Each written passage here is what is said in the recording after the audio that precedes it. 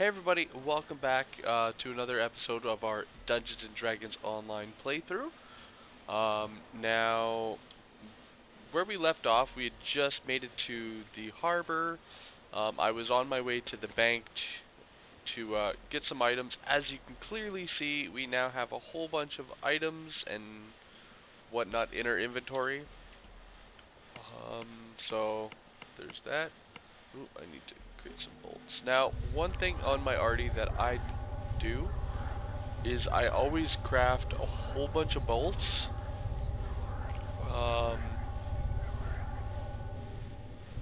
To be specific, 9 stacks. Well, 10 stacks, but one we've got equipped. The other 9 right here. As, you know what? Surprisingly, you go through them so fast. So, we've got our thieves' tools here. Now, the way that they use these tools, if I was to have a stack here and one here, it will take out of the first slot here first. So make sure that you always put your best tools in this slot, and then they work their way down and through the inventory.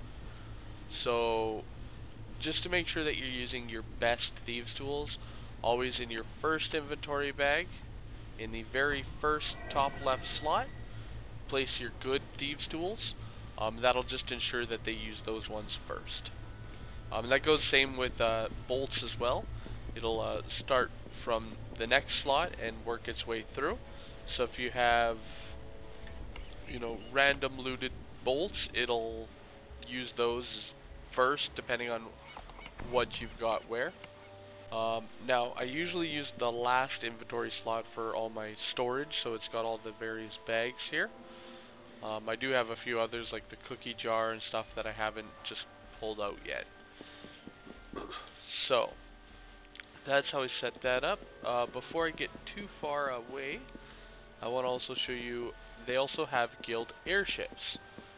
Now, with these guild airships, they're basically like your guild meeting hall, or rather, that was the initial intention. At this point, you don't usually have a lot of guild meetings all gathering up like this. Rather, they tend to just meet up and go questing. With these guild airships, however, they have an amenity bar right here on the top deck that you can click, and it gives you a buff. Now, I have mine turned off so that you can't see just how spectacular that is.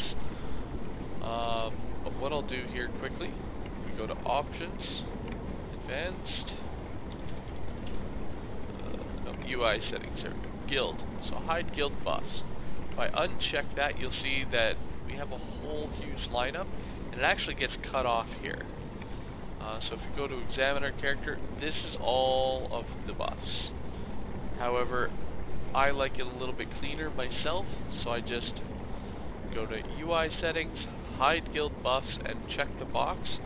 It consolidates them all into this one buff called guild buffs.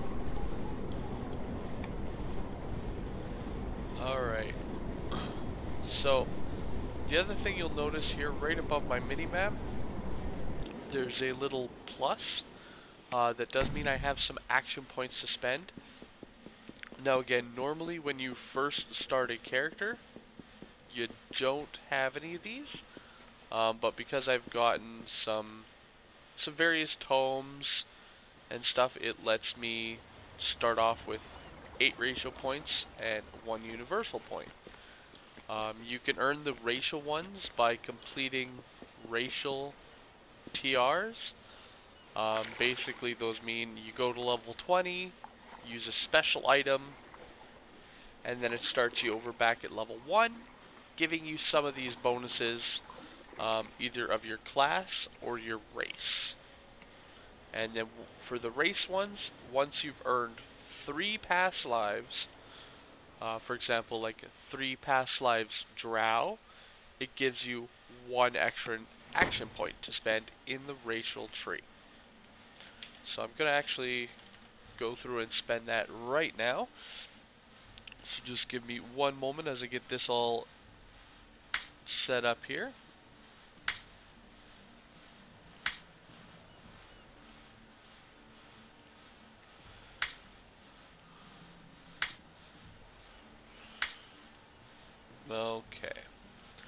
So, if you notice the different colors, so you've got these ones, the yellow one here on the far left is always your racial one. This will change obviously based on what race you are. Then you have the class ones. Now these are the kind of, I don't know, almost like a burgundy color. So Battle Engineer, Renegade, and that's the last one for there. And then these ones that are kind of blue with like a little reddish orange almost center, that's the universal trees. Now these can be used on any class, any race. So you get your Harper, Falconry, Vistani, and Inquisitive. Now, depending on your build is which ones you might want to kind of go into. The Falconry gives a neat little bonus where you can use your Wisdom modifier to hit with melee and missiles. So it's great for, you know, cleric types, as well as it also has Wisdom to damage. So any character that has a really high Wisdom modifier, monks, clerics, if you want to go melee and not suffer, you can just go into these types of trees. You got your Vistani Knife Fighter, which is, well, you're great fighting with daggers and such. You got your Inquisitive, which is a unique tree, which actually allows you to dual wield crossbows. So light or heavy, non-repeating crossbows. You actually get a copy in each hand. I don't go that route, as on my arty I don't use the light or heavy crossbows. I use the heavy repeating crossbows, which are marked as differently. So what we're going to do is I'm going to start putting my points into the Harper. So there's my universal point. That was spent. And then I have 8 racials. Now for these ones here, I actually spend them right here in the center one. We just need to... There we go. And what this allows me to do is auto search for these hidden doors and traps and other items that are normally hidden. So that's how I spend right off the hop. Now, one thing to notice here is, if you guys watched that last video, last time we were here it was snowing, and now it is sunny. Now there's 2 sides to Korthos, aptly called Snowy Side and Sunny Side. Now, the difference between each one is, well, there really isn't a difference. What it does is it comes down to the storyline. So if you skip Korthos' storyline and you go to the harbor like we had done, or during the dialogue option you select skip, it automatically takes you to Sunny Side. Now this allows you to group with anybody who's already completed this or did what we did and skipped it, making it sunny here. If, however, you have not skipped it and you're just going through normally, you'll be on the Snowy Side. And really it just comes down to the storyline for that one, which again we're going to go through. So we picked up our quest from Kaya here, and let's jump into the Hayden family crypt.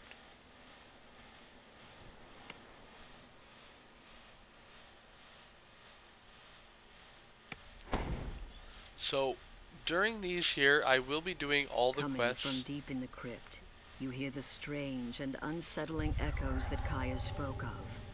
And by the passage leading in, a grim-faced man glares at you. I will be doing all the quests on the strange hardest of all, sarcophagi man. line the walls. Stop moving but here they're for a broken second. Open and empty.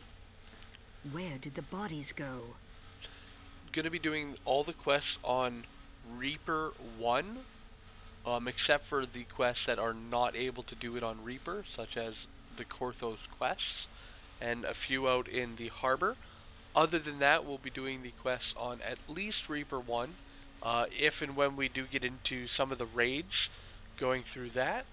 That will be up to the raid leader, as I won't have say in that one there. found some kind of secret door in the wall. Once you open it, you can reach whatever's... This is a dark and dusty passage. It doesn't look like anyone's come through here in decades. Alright, so that's with that auto search there. I'm gonna have to turn that down, that'll get annoying.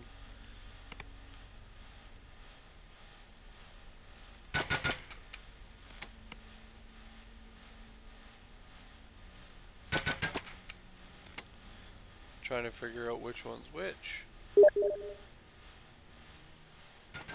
Oh, there we go.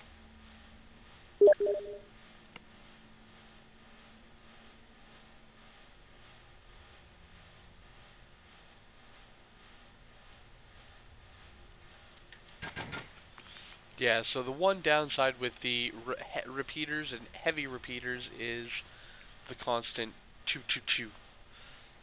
So hopefully it doesn't drive you guys too insane. A chest. It's out in the open and unprotected. And that's probably what the dead... You've disconnected the trap's firing mechanism. The chest is safe to approach now. Alright, here.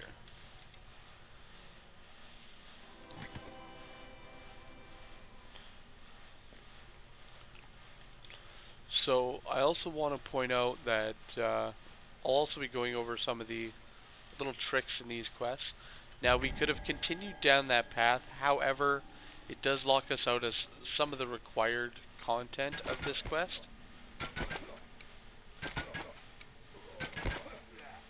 What were those cultists up to? A treasure chest glimmers in the dark passage here. So as you can see, it is pointing us to these various chests and other various items here. I will be skipping some of them. As you slay these foul cultists, take care to keep your own health up. Such as this one here, as it only has a item used to bypass damage reduction. So like a basic longsword, a basic bludgeon weapon. There's a Sahuagin which in here, we aren't needing. performing some kind of ritual. Come, dead son of... The Sahuagin. A magical crest appears from the destroyed altar. If you take it with you, it may be useful later. Alright, now... You continue to hear cultists about their evil work from further inside the crypt.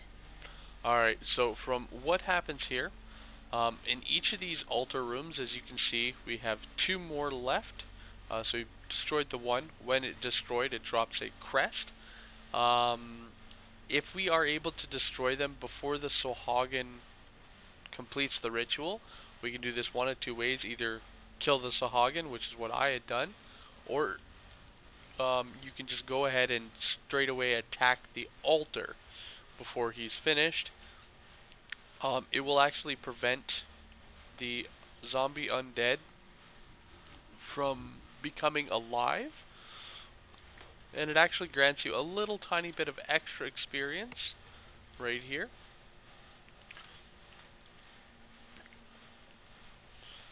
So it's kind of a small optional based on time. So if you're quick, you can get it. If not, well, you don't get it. Another treasure chest. Perhaps the cultists brought it here, but it's yours now. And again, that's just another starter-based weapon. There's another Sahuagin. It croaks. Another crest drops out as you smash the altar. There might still be other altars elsewhere in this crypt. And again, the same thing. This just stops the spawn of that skeleton.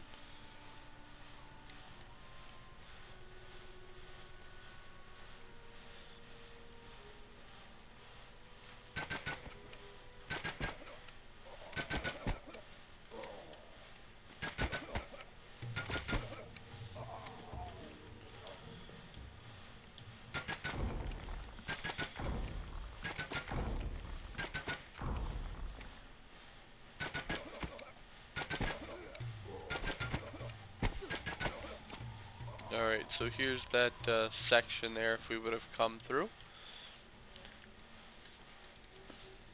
when we had gotten our traps. In the middle of this chamber is an evil devourer. When the altar collapses, a third crest appears. It glows with cold magic. So that we've picked up all 3 crests, it will allow us to progress. Now before we do, I want to point out, if you notice, that we are able to target these sarcophagus. Now this is the one spot where it's a little weird. If we actually activate them, it adds the full sarcophagus to them. It's letting us target these ones here over as well. Not the ones that we had broken, but the ones that we never actually interacted with at all. And once we do this, it doesn't actually let us smash them, so it's a little, you know, interesting side bit there. A magical barrier blocks the way, and behind it, another Sahuagin performs unholy rituals at a devourer altar. This barrier appears linked to 3 sockets in the wall. If you find the crests to those sockets, it may allow you passage.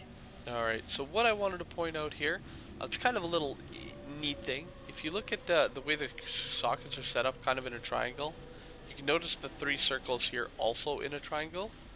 Now when you place the, say, top one, you'll notice the top one disappears. So on and so forth. You fit the last crest in place, and the magic shield dissipates. The Sahuagin inside spits out in a venomous voice. These fools who would keep Korthos shall be consumed by the devourer.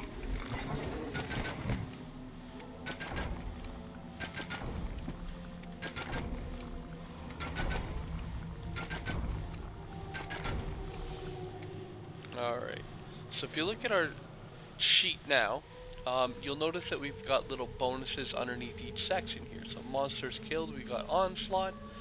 Traps, we have tamper.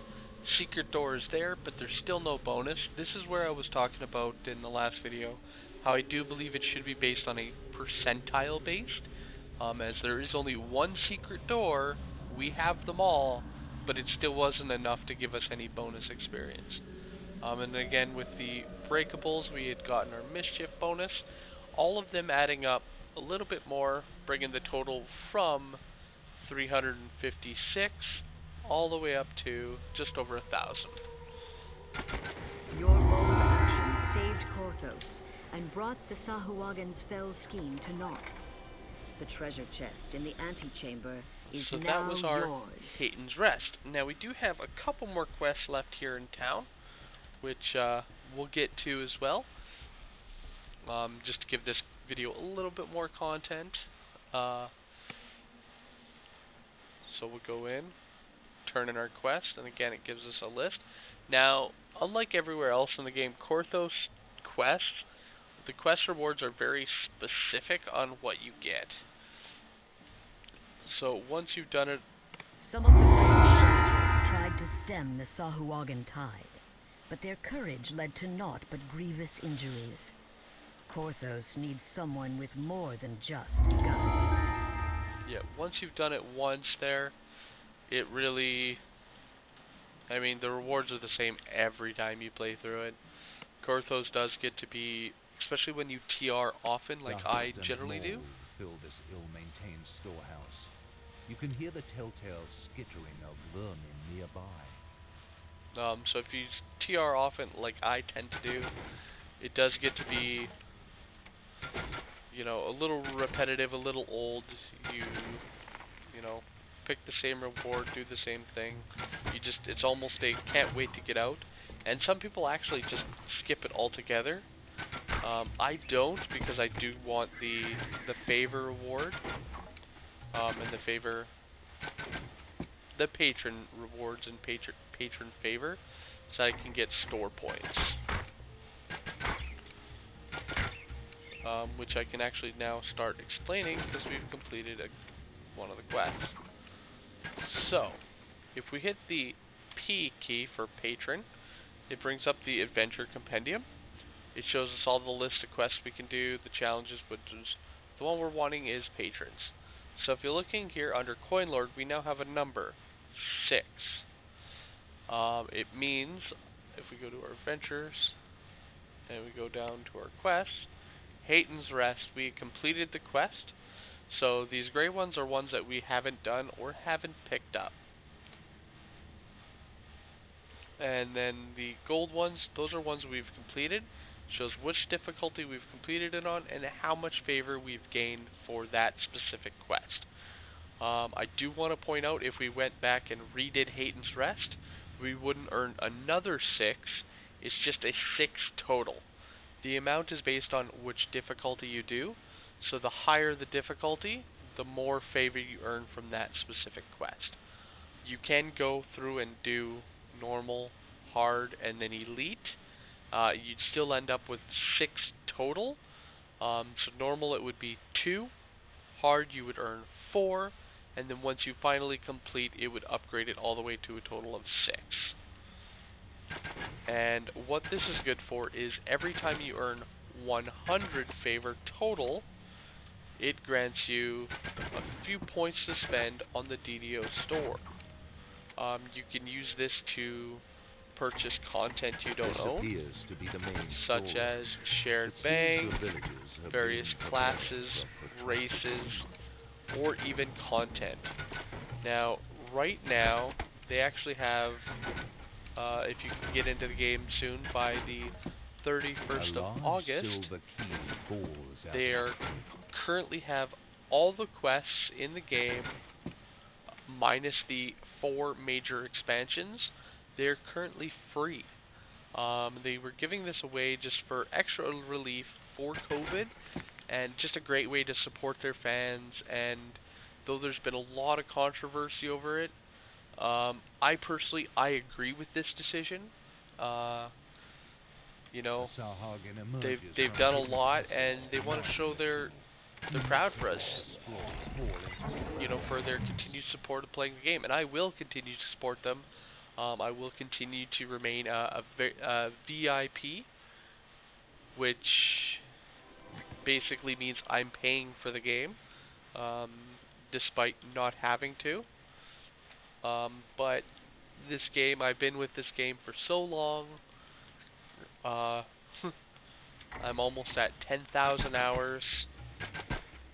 Again, this is recorded on Steam. I had this game before I even had Steam, as this game is all the way back from 2006. So it is, you know, a fairly old game, being, what, 14 years old? But, you know, I've been... The door swings open. Been here for a long time. The floor in this room can be moved and rotated.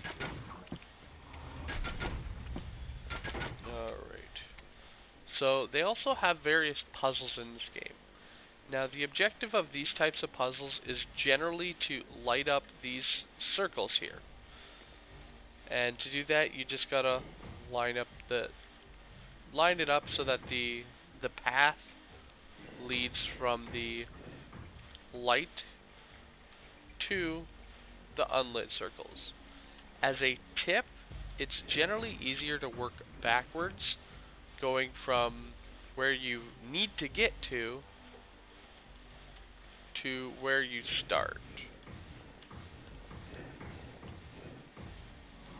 Now, as you can imagine, I've done this one a few times. I am a little quick. And what I like about these, some of these puzzles is, so I solved it going around this way. I can actually go this way here as well, to get to this one here, and then go that way. So there are sometimes multiple ways to solve these types of puzzles, which I find just actually kind of cool. Alright, so that was the end of the storehouse secret. And then we got one more here. Now this one can be a little bit tough, especially for newer players and on harder difficulties, as it's a protection quest. So we have to protect this crystal located at the back of the hall.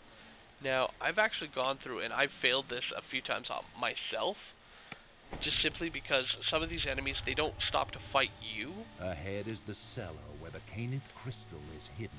Rather, they try to fight the crystal directly. So, we're going to just jump in here. You can feel the life-saving heat emanating from the magic crystal Boldar spoke of. But from the shadows approach those who would doom Korthos by destroying it. So, you got to make sure that doesn't get broken. Now, one thing to point out here is they always spawn in the exact same places at the same time. So, first one spawns here. Next one spawns in this corner. And this is just something that I've learned over the years and years of playing. The next one will spawn here. Right after this one drops, actually not before he dies, but that's generally about when he spawns. He'll spawn one there, and in that corner as well. And these two specifically ignore you. They'll run right to the crystal, trying to break it. So if you'd looked, it was... Oh, now we got the next wave. So it spawned one here, one here. So one here, one here, one here. Then it spawned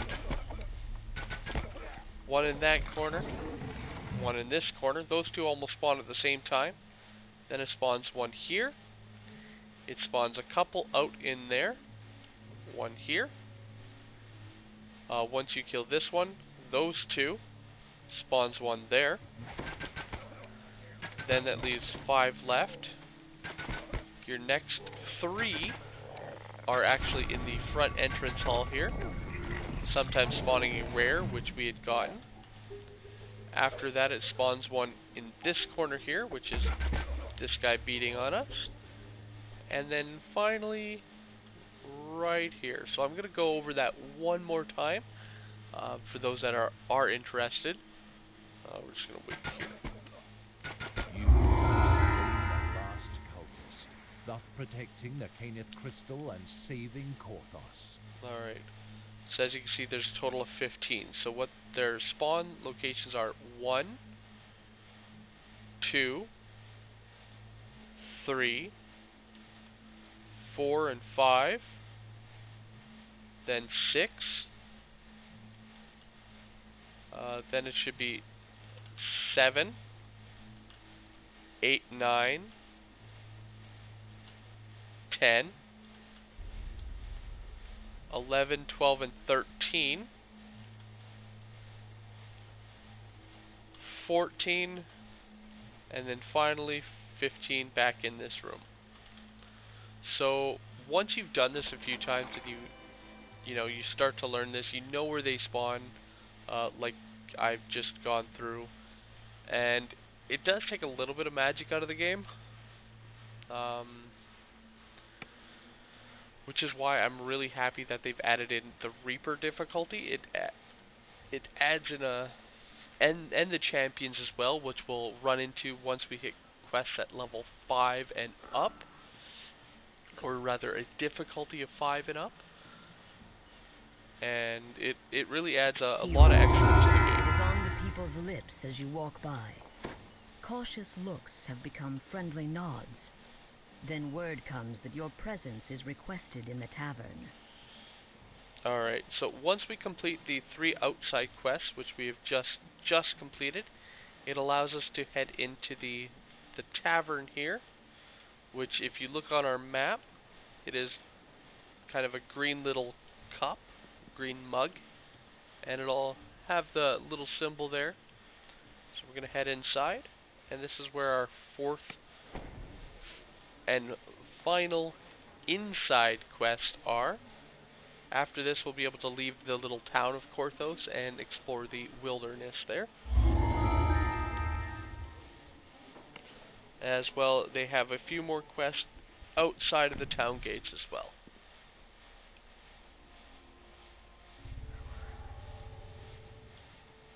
Your waiting bears fruit.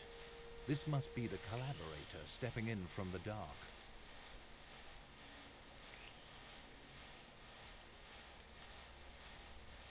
Now there is kind of a little safe spot here. If you have the jump and are a range type character, you can actually jump up onto this little spot right here. It does make it harder for them to hit you. Not that they can't. As you can clearly see, we are still getting misses. But it does make it harder for them to hit you.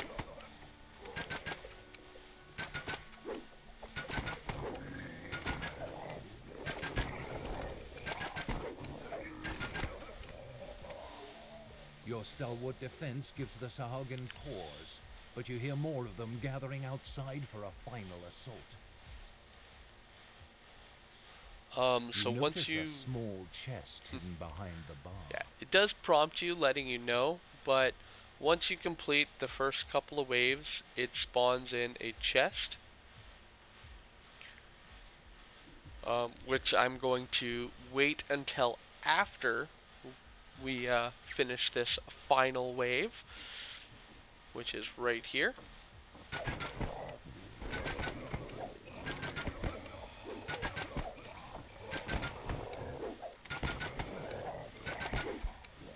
You have weathered the Sahagin storm. Now, after that traitorous Jacoby Drexelhand, he must have fled into the cellar. Alright, now here is another thing that I like that they did. As you can see, you can see the isn't here. footprints. However, webbed footprints on the ground Leading betray to the location of a secret door. passage. Backtracking them may reveal the way to open that passage. So, obviously we were able to use our search, and our auto search to automatically, sorry about that, find the door. However, if we listen to what the DM narration stated, where we backtrack, we can actually click on this cask of ale here, which is the lever. The chamber Open the beyond door. the secret passage looks ancient, predating Korthos village.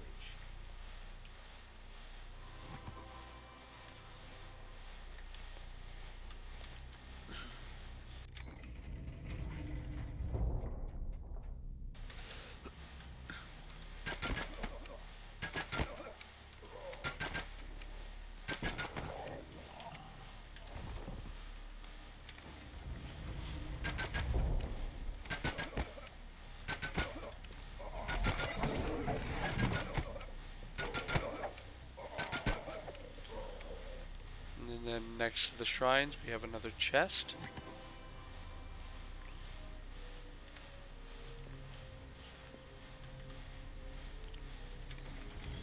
One more guy over here.